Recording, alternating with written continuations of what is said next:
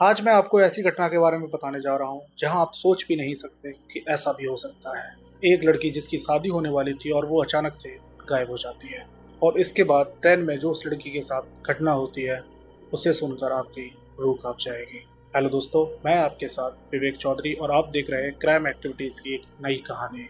दोस्तों, कहानी की शुरुआत होती है केरल के तिरुवनंतपुरम से, जहां एमआईटी इंस्टीट्यूट में 2012 में 25 साल की एक लड़की रिसर्च स्कॉलरशिप में एडमिशन लेती है। और लड़की का नाम होता है इंदु कुमारी। लड़की खूबसूरत तो थी ही, लेकिन पढ़ने में उससे भी ज्यादा होशियार थी। इंदु इस कॉलेज की नई स्टूडेंट थी, तो जाहिर सी बात है उसके ज्यादा दोस्त नहीं बने थे अभी। इंदु बस पढ़ाई करती और बाकी समय अकेले में गुजारती थी। समय बीतता है और इंदु की मुलाकात होती है उसी क्लास में एसएसएम पद पर जॉब कर रहे एक लड़के से, जिसका नाम था सुभाष। सुभाष इंदु से उम्र में कुल 6 वर्ष बड़ा था। अब दोनों की रोज मुलाकात होती है, क्योंकि एक ही क्लास एक ही कॉलेज। तो सुभाष और इंदु एक दूसरे को जानने लगते हैं और इंदु भी सुभाष से किसी ना किसी काम से मिलने लगी थी। कुछ समय बीतता है और अब इंदु और सुभाष एक दूसरे के अच्छे दोस्त बन चुके थे, जिससे कि वो क्लास में अब साथ ही रहते थे, साथ ही उठते बैठते थे। खाना पीना, कैंटीन में जाना, सब कुछ साथ में ही होता था। यही सब चल रहा था कि पता ही नहीं चला कि दोस्ती प्यार में कब बदल गई। लेकिन दोस्तों, ये कोई नहीं जानता था कि इन दोनों की नजदीकियां आने वाले समय में एक खौफनाक मंजर को अंजाम देने वाले थे। अब सुभाष और इंदु एक दूसरे से इतना प्यार करने लगे थे कि वो एक दूसरे को खोना नहीं चाहते थे। एक दिन सुभाष मौका देखकर इंदु को शादी के लिए प्रपोज कर देता है। और दोस्तों, यहाँ पर इंदु उसके प्रपोजल को एक्सेप्ट भी कर लेती है। और इंदु का यही प्रपोजल एक्सेप्ट करना उसकी मौत का सबसे बड़ा कारण बनता है। इंदु के हाँ करते ही 24 अप्रैल 2012 को सुभाष अपनी और इंदु की 2 ट्रेन टिकट बुक करता है, जो कि तिरुवनंतपुरम से कोझिकोड के लिए थी। दोस्तों, ये टिकट इसलिए बुक की गई थी कि कोझिकोड पहुंचकर सुभाष इंदु से शादी करने वाला था। सुभाष ने अब तक ये सारी बातें इंदु को नहीं बताई थी, क्योंकि वो उसे सरप्राइज करना चाहता था। सुभाष ने कोझिकोड में शादी का रजिस्ट्रेशन भी करा रखा था और वो अगले दिन ही शादी करने वाले थे, मतलब 25 अप्रैल 2012 को। साथ में सुभाष ने कोझिकोड से सिक्किम के लिए अपने हनीमून के लिए टिकट भी बुक कर रखे थे।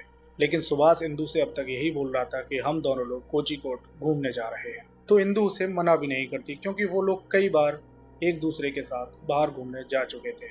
लेकिन दोस्तों, फिर यहाँ पर कुछ ऐसा होता है कि जिसकी सुभाष ने कल्पना भी नहीं की थी। दरअसल जिस दिन सुभाष ने टिकट बुक कराई थी, उसी दिन शाम को 24 अप्रैल 2012 को सुभाष के घर इंदु के माता पिता आते हैं। इंदु के माता पिता सुभाष को अच्छे से जानते थे कि वो इंदु का बेस्ट फ्रेंड है। दोस्तों, पहले तो सुभाष को इंदु के माता पिता का आना बहुत अजीब लगता है, लेकिन फिर भी वो उन्हें काफी सम्मान के साथ उनकी खातिरदारी करता है। अब वो आपस में बातें कर ही रहे थे कि इंदु के पिता बोलते हैं कि उन्होंने इंदु की शादी पक्की कर दी है, और उसकी शादी में अगर उसका बेस्ट फ्रेंड ना आए, ऐसा कैसे हो सकता है। और इतना कहकर उन्होंने सुभाष के हाथों में इंदु की शादी का कार्ड थमा दिया। अब ये कार्ड देखते ही सुभाष के पैरों तले से जमीन खिसक चुकी थी। सुभाष बस सोच ही रहा था कि ऐसा कैसे हो सकता है। लेकिन तब तक इंदु के पिता बोलते हैं कि सुभाष, ये शादी इंदु की मर्जी से हो रही है। और उन्होंने इस शादी के बारे में जब इंदु से बात की, तो इंदु ने इसके लिए हाँ कर दी।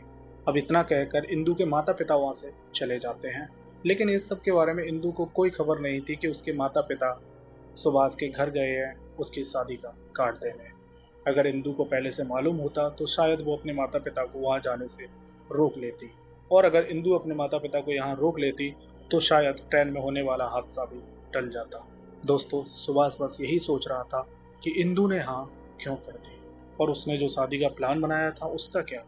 ये सब बातें सुभाष को अंदर ही अंदर खाए जा रही थी। अब उसे इंदु पर गुस्सा आ ही रहा था, लेकिन सुभाष सोचता है कि शायद हो सकता है इंदु के घर वाले कास्ट में ज्यादा बिलीव रखते हैं, तो हो सकता है उसने घर वालों के दबाव में आकर हाँ कर दी हो। सुभाष सोचता है कि क्यों ना इंदु से इस बारे में बात की जाए। अब सुभाष अपना प्लान कैंसिल न करके अगली सुबह इंदु से मिलता है 25 अप्रैल 2012 को तिरुवनंतपुरम के रेलवे स्टेशन पर। और वो वहां से कोझिकोड के लिए अपनी ट्रेन पकड़ते हैं और कुछ ही देर में ट्रेन वहां से चल पड़ती है।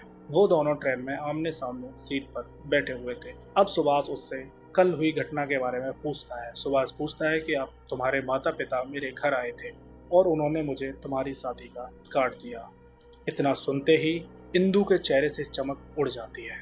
अब सुभाष इंदु को अपने प्लान के बारे में बताता है कि उसने कोझिकोड में इंदु से शादी करने का प्लान बनाया है और वहां से वो लोग सिक्किम जाने वाले हैं अपने हनीमून पर। सुभाष ने यहाँ पर इंदु के लिए जो सरप्राइज रखा था वो छुपा नहीं पाता है और वो सब बता देता है। ये सुनकर इंदु खड़ी हो जाती है और बोलती है, सुभाष, मेरा परिवार ये सब एक्सेप्ट नहीं करेगा कि उनकी बेटी किसी दूसरी कास्ट के लड़के से शादी करे। और इंदु कहती है, मैं तुमसे शादी किसी भी हालत में नहीं कर सकती और अपना सफर बस यहीं तक था। लेकिन सुभाष इंदु के मुंह से ये सब बातें सुनकर वो टूट चुका था और वो इंदु से शादी के लिए अब जिद करता है। वो बोलता है कि मैं तुम्हारे बिना नहीं रह सकता। अब इंदु को ये सब सुनकर गुस्सा आ जाता है और वो सामने वाली सीट से खड़ी होकर सुभाष पर जोर जोर से चिल्लाने लगती है। तभी उस डब्बे में बैठे बाकी सब लोग उन दोनों को ही देख रहे थे। अब सुभाष इंदु से बोलता है कि सभी लोग हमें यहाँ देख रहे हैं, चलो हम पीछे चलकर बात करते हैं। और वो इंदु को लेकर पीछे चला जाता है जहाँ ट्रेन डब्बे का गेट था। इंदु गेट पर खड़ी हो जाती है, सुभाष पीछे ही खड़ा था। अब सुभाष एक बार फिर से पूछता है क्या वो उससे शादी करेगी, लेकिन इंदु ना करते हुए बोलती है वो उसी लड़के से शादी करेगी जिसको इंदु के पेरेंट्स चुनेंगे। अब ये बात सुभाष को इतनी नागवार गुजरती है कि वो रात को 2 बजे जब ट्रेन नदी के पुल से गुजर रही थी, सुभाष इंदु को ट्रेन से धक्का मार देता है। जैसे ही सुभाष इंदु को धक्का मारता है, इंदु ट्रेन के पाइप से टकराकर नदी में नीचे गिर जाती है। दोस्तों, पल भर के गुस्से ने सुभाष से वो कांड करवा दिया था जिससे कई जिंदगियां बिखर चुकी थीं। अब सुभाष इंदु को धक्का देकर घबरा गया था और वो अगले स्टेशन पर उतर गया था जो कि उस नदी के पुल से कुल 12 किलोमीटर की दूरी पर था और वहां से उतरकर सुभाष वापस घर आ जाता है। अब इधर इंदु के पिता इंदु को फोन लगाते हैं लेकिन इंदु का फोन स्विच ऑफ जा रहा था। अब इंदु के पिता सुभाष को फोन करते हैं। सुभाष से पूछते हैं क्या तुम्हें पता है इंदु कहाँ है। दोस्तों, आपको बता दूं, इंदु ने अपने घर पर नहीं बताया था कि वो सुभाष के साथ कोझिकोड जा रही है। तो सुभाष भी यहाँ बोलता है कि मुझे नहीं पता, मैंने भी उसको फोन लगाया था, उसका फोन स्विच ऑफ जा रहा था। ये सुनकर इंदु के माता पिता घबरा जाते हैं। अब इंदु के पिता इंदु को ढूंढ रहे थे। 2-3 दिन बीत जाते हैं।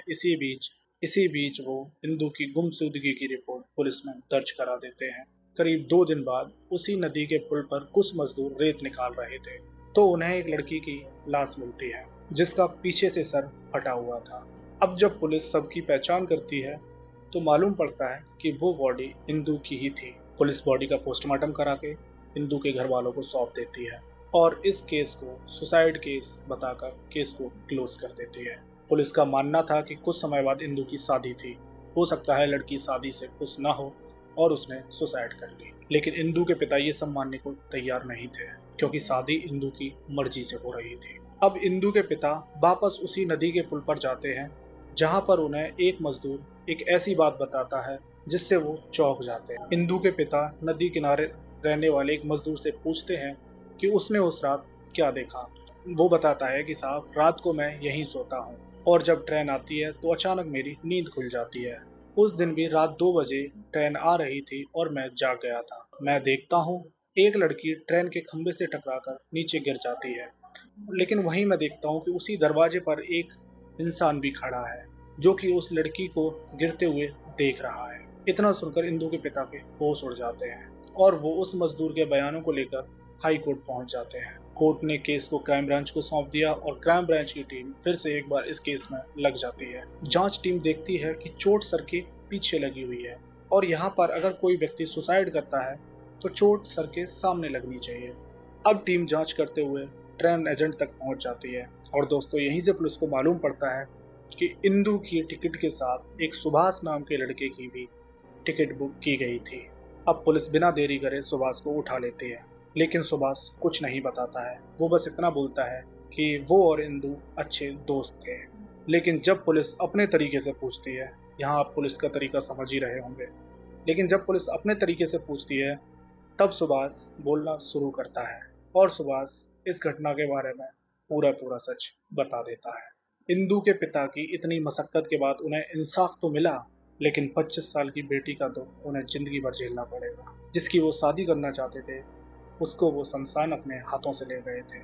ये दुख किसी भी माँ बाप के लिए दुनिया का सबसे बड़ा दुख होता है। तो दोस्तों, आज की कहानी आपको कैसी लगी कमेंट में ज़रूर बताएं। और अगर आपकी कोई रियल इंसिडेंट से रिलेटेड कहानी है तो डिस्क्रिप्शन में मेरी मेल आईडी है, उस पर मेल ज़रूर करें। थैंक यू दोस्तों।